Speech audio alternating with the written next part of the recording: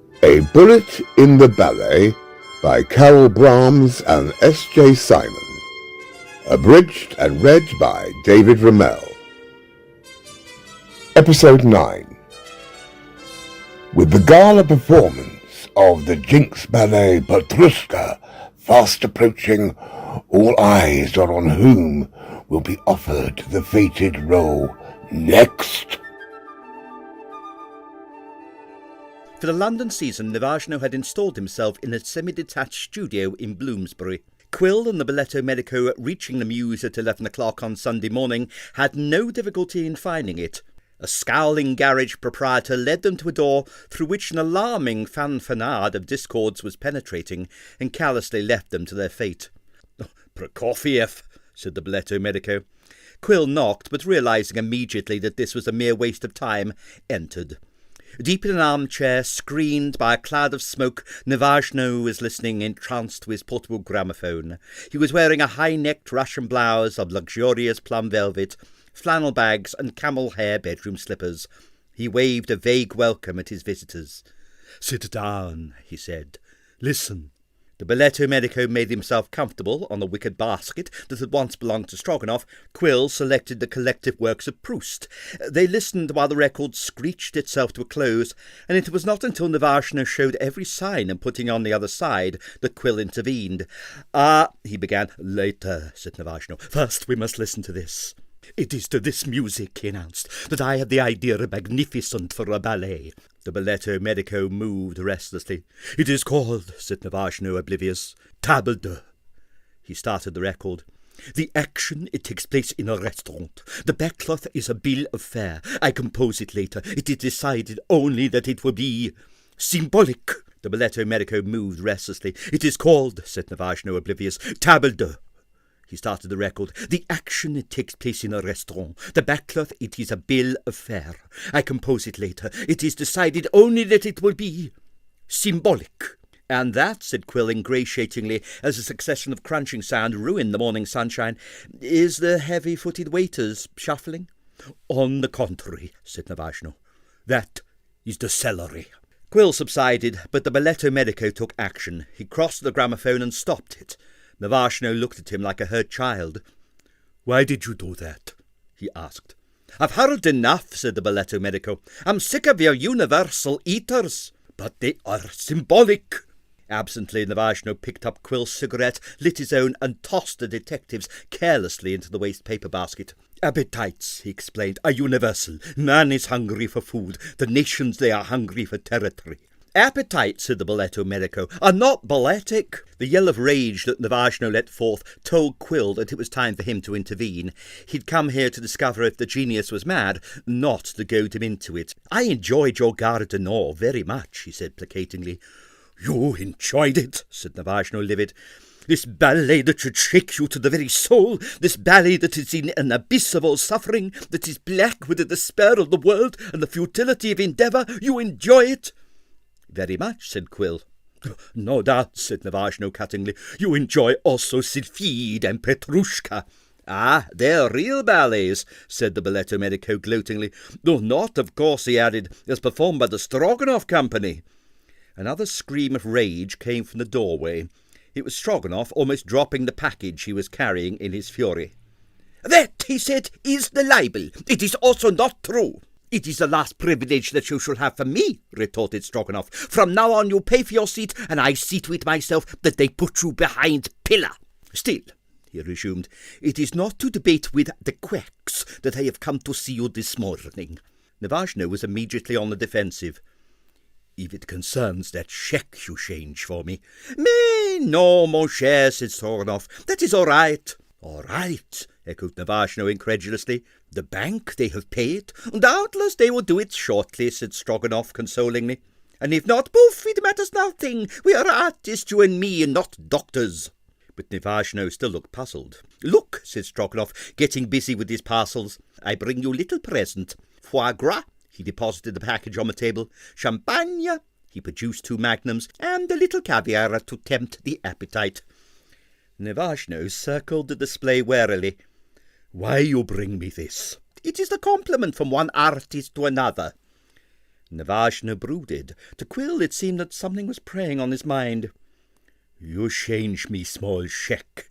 he asked in his grimmest voice. Stroganoff gulped a little, but rallied. "Assurément," he said. Navashno struck the table with his fist. "Assassin!" he roared. "Mais non," said Stroganoff. "Mais si," bellowed Navashno. "All is now clear. I understand everything. All this champagne, all this artist to artist, it is to murder me. Do you deny it is to ask me to dance Petrushka that you have come here?" Stroganoff sat down on the pile of suitcases. It was clear from his expression that Navashno had guessed correctly.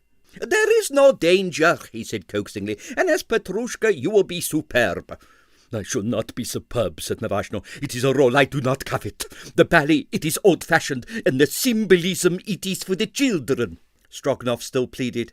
"If you dance for me, I produce for you the ballet of 1,000,000 shirts." "Not the shirts," said Navashno petulantly. "That was last week. Now I work on new idea. Table d'hôte. It is magnificent. I will play the music now." Said Quill. "Not again," said the Ballet-Medico. "Later," said Stroganoff. "You dance Petrushka, and I produce that too."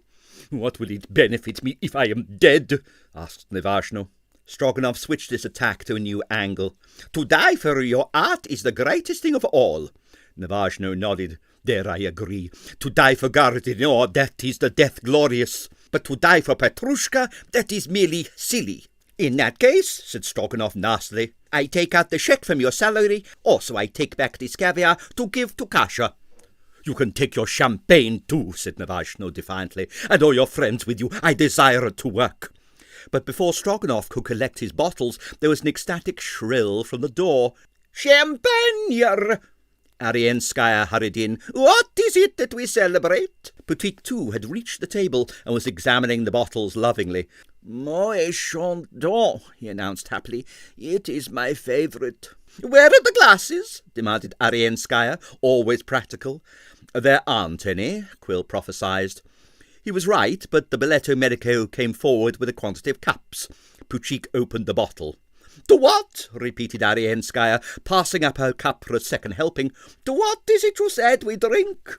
"We drink to nothing," exploded Stroganoff, who had been watching the performance with growing irritation. "We just drink, that is all. And now I have no champagne left to take to Kasha."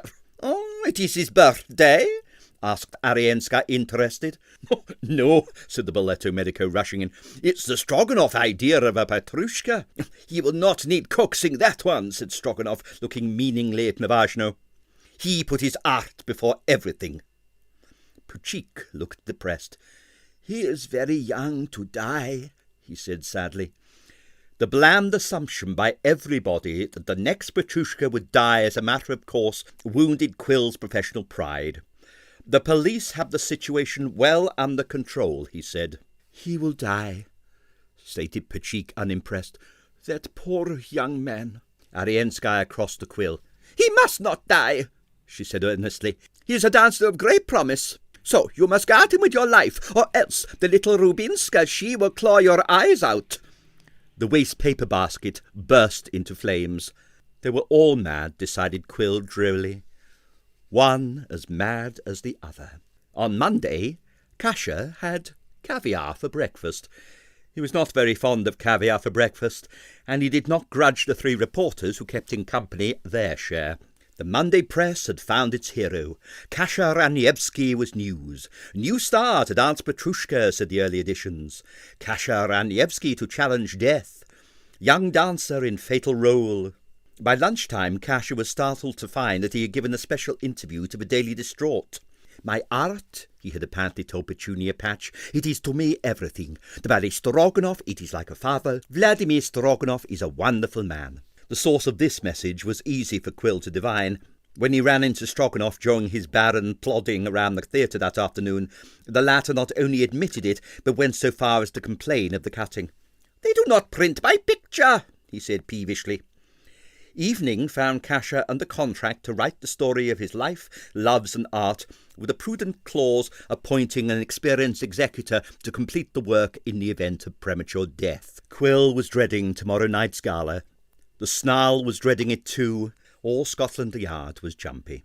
Wednesday might have been the morning of an execution, except that Kasha was not permitted to choose his own breakfast. This had to be fixed in time for the country editions. Every step he took during that day was fully reported. On the whole, Casher stood up manfully to his ordeal. He dealt smilingly with the reporters. He shoved his enormously increased mail onto Stanley.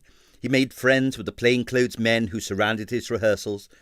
But even he blenched slightly at the nudgings and whisperings that arose from the queue that had waited all night as he entered the stage door on the afternoon of the final rehearsal for the gala performance that night.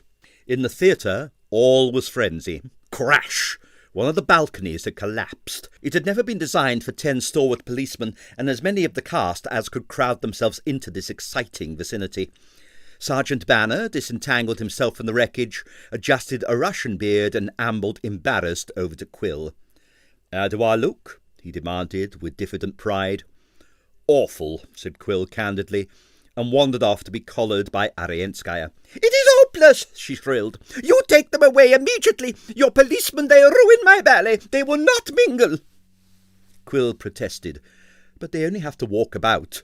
"Mais mon Dieu," said Arienskaya. "It is how they walk. Have you seen them?" "Well, of course, they're not trained dancers." "That I realize," said Arienskaya. "The audience, they will realize it too. They march like soldiers. It is a sight to break the art. Better far that Casher should die than Benoit should see such an atrocity."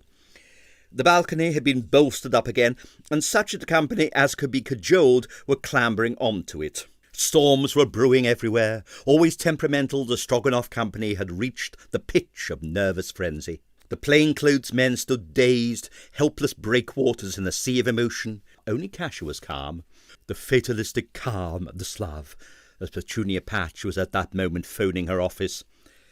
Engulfed in his magician's robe, Putik sat in the wings practising his flute. He need only pretend to play it at the performance, but he was by nature thorough. "They have permitted me to dance the magician," he told Quill with pride. "It is a small role, but important. And after Casher die, doubtless I dance Petrushka." Down the centre aisle stalked tragedy, bald-headed tragedy, face masked in gloom, every gesture a fresh despair. Alarmed, Quill hastened to its side. "What's up?" "Shh," said Stroganoff, and led him out of earshot of the reporters. "Oh, I am desolate," he confided. "Benoit, he does not come." "Hard luck," said Quill. "Still, the house will be packed." "You misunderstand me," said Stroganoff. "It is not for finance that I weep. The finance, it is beautiful. It is the blow at my prestige that burn me up. When there is a gala, there must be an invité d'honneur. It is too late now to get Charlotte in. It will have to be Lord Buttonhook. He is no artist. Always he ring the telephone." "Still," said Quill, "the audience come to see the ballet and not Buttonhook." Fresh despair seized Stroganoff. "And what has the ballet Stroganoff to show them? Policeman!" "The very good policeman," said Quill, a little hurt. "Oh, do not console me, mon ami," said Stroganoff. "I am resigned." He looked at the stage, where an intellectual Moor, Nevajno, was condescending to chase Petrushka, and brightened slightly. "Casher, he danced well, no?" "He is superb." Arienskaya joined the party. "He will be the best Petrushka the ballet Stroganoff has seen." Stroganoff was impressed. It was seldom that Arienskaya praised. "That is your opinion?" "Have I not said so?" The prospect of at last possessing a first-class dancer banished everything else from Stroganoff's mind. "There are not enough police on the stage," he finished abruptly. "My Casher, he must be well protected. Bring plenty more." "Mais no," countermanded Arienskaya. "You will remove half of these. I myself shall go on to the stage to watch over Casher. I think," she said, ruminatively, "I dance the gypsy." "Oi," said Stroganoff, "it will tire you, and I cannot have my beautiful tire herself." Arienskaya's face set in familiar lines. "I insist." Quill fled. Outside the theatre, a newsboy waved a paper at him. Petunia Patch was at it again. "This afternoon, the last rehearsal of Petrushka, the death ballet, was held behind locked doors in the Collodium Theatre. The ballet's tragic triangle were mute. The little Rubinska, the doll, her small pale face and great tragic eyes bleeding with death. The more that intelligent young choreographer Navashno, almost unnaturally composed, and Kasia Raniewski, the apex of attention, Petrushka, calamity's clown, calm with the fortitude of the true artist, looking death unflinchingly in the face and daring it to strike. Detective Inspector Quill was well in evidence. The tall Adonis of Scotland Yard has turned up to station a detachment of eager young constables recalled from our pedestrian crossings to guard over Kasia on the famous set. Quill thrust the paper into his pocket impatiently. He looked incuriously at the waiting queues. Then he looked again. Somewhere he had seen those faces before, that despondency lit by a hungry gleam. Suddenly he remembered. It was outside the Old Bailey. They were here to see a murder.